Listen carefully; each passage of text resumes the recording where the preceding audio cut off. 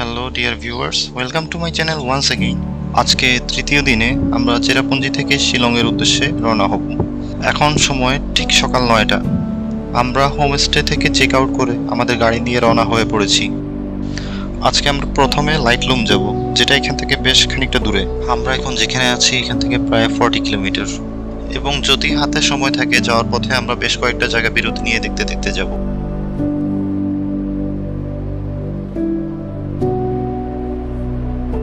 এই মুহূর্তে আমরা আছি মাওডুক ব্রিজে। এখানে বেশ কিছু খাবারের দোকান এবং কিছু রেস্টুরেন্ট রয়েছে, তাই আমরা সকালের ব্রেকফাস্টটা এখানে করে নিচ্ছি।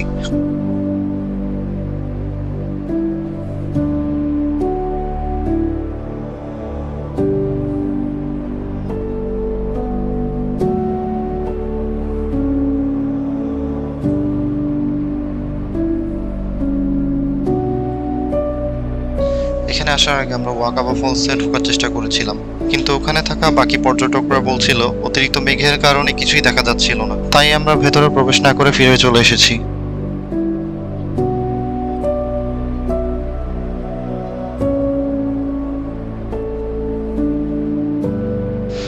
যাওয়ার পথে পায়োনিয়ার অ্যাডভেঞ্চার নামে একটি জায়গা চোখে পড়বে।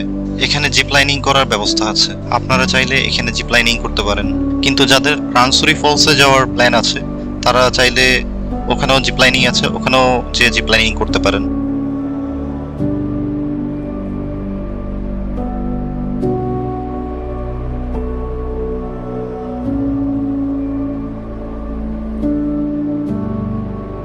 লাইটলুম যাওয়ার পথে রাস্তার আশেপাশের দৃশ্যগুলো দেখার মতো ছিল। রাস্তার দুপাশে বড় বড় ক্রিসমাস ট্রি এবং পাইন গাছের বাগান দেখা যাচ্ছিল। ইচ্ছে করছিল গাড়ি থামিয়ে কিছুক্ষণ এখানেই বসে থাকি।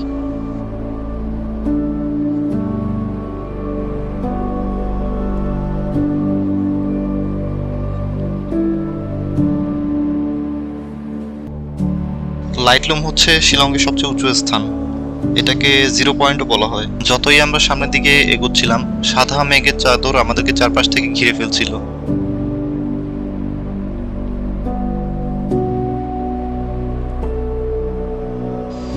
তো অবশেষে আমরা লাইটলুমে এসে পৌঁছালাম। আমরা এই মুহূর্তে যেখানে আছি এখানে মেঘ ছাড়া আর কিছুই দেখা যাচ্ছিল না। আশেপাশে সবকিছু একটু দূরে গেলেই হারিয়ে যাচ্ছিল। এখানে প্রচুর পর্যটক ছিল, কিন্তু মেঘের কারণে কাউকেই দেখা যাচ্ছিল না। আমরা বুঝে উঠতে পারছিলাম না আমরা ঠিক কোন দিকে আগাবো। আর এখানে প্রবেশের সময় আমাদেরকে শুধুমাত্র 50 রুপি পার্কিং চার্জ দিতে হয়েছিল, এছাড়া কোনো প্রবেশ মূল্য ছিল না।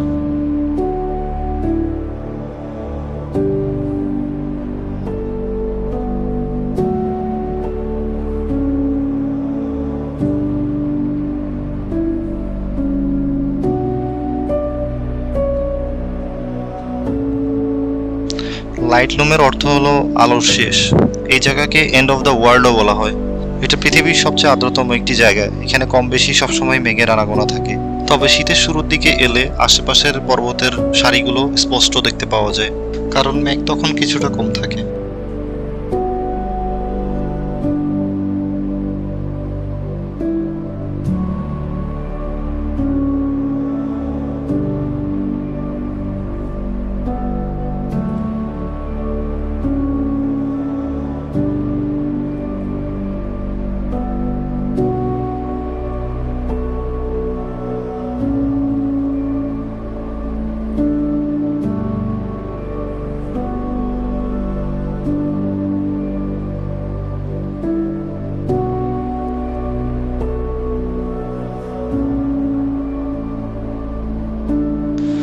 আমরা এখন যেখানে আছি এটা সি লেভেল থেকে প্রায় 1966 মিটার উপরে।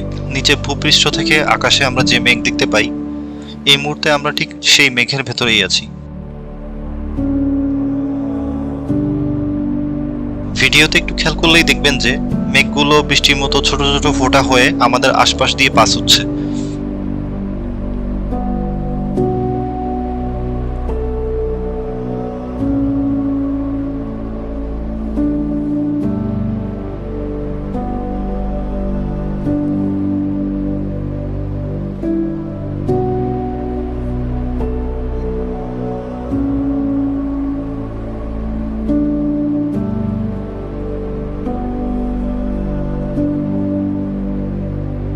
ক্যামেরার লেন্স, চোখের চশমা এবং মাথার চুল থেকে শুরু করে সবকিছুতেই শিশিরের মতো মেঘ জমে যাচ্ছিল।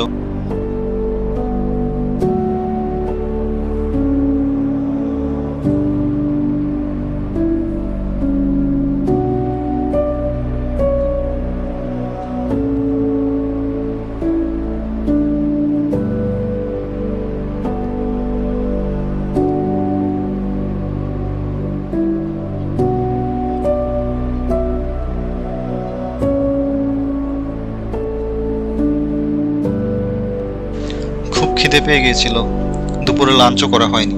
এখানে এসে দেখতে পেলাম কেউ একজন খাবার বিক্রি করছে। এখান থেকে কয়লা দিয়ে পোড়ানো কর্ন খেয়ে নিলাম।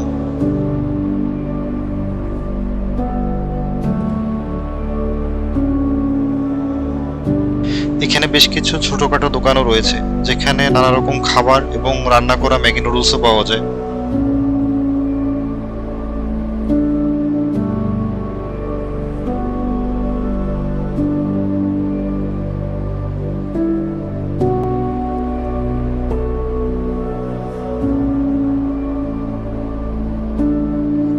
আমরা শিলং সিটির খুব কাছাকাছি চলে এসেছি। লাইটলুম থেকে শিলংয়ের দূরত্ব ছিল 24 কিলোমিটার। শিলং সিটিতে ঢোকার আগে রাস্তায় কিছুটা জ্যাম চোখে পড়বে, তাই কারো যদি শপিং করার প্ল্যান থাকে চেষ্টা করবেন সময় নষ্ট না করে একটু দ্রুত চলে আসার। আমাদের যেহেতু আগে থেকে হোটেল বুক করা ছিল এবং আমরা আগামীকালও এখানে থেকে যাব, তাই আমরা খুব বেশি তাড়াহুড়ার মধ্যে ছিলাম না।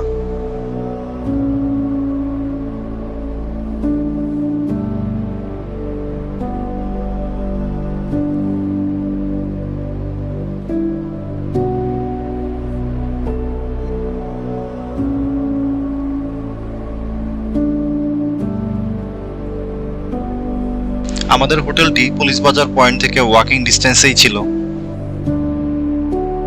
তো সন্ধ্যার আগেই আমরা আমাদের হোটেলে চেক ইন করলাম। আগামীকাল শুধুমাত্র আমরা শিলং সিটিটা এক্সপ্লোর করব, যেটা আমি আমার মেঘালয় সিরিজের আগামী পর্বে আপনাদের দেখানোর চেষ্টা করব। আজ এই পর্যন্তই। আগামী পর্ব দেখার আমন্ত্রণ রইল। যদিও আমি প্রফেশনাল কোনো ট্রাভেল ব্লগার না, তবুও যদি ভিডিওটি আপনার কোনো উপকারে আসে দয়া করে একটা লাইক দিবেন এবং অবশ্যই চ্যানেলটি সাবস্ক্রাইব করে রাখবেন। ধন্যবাদ।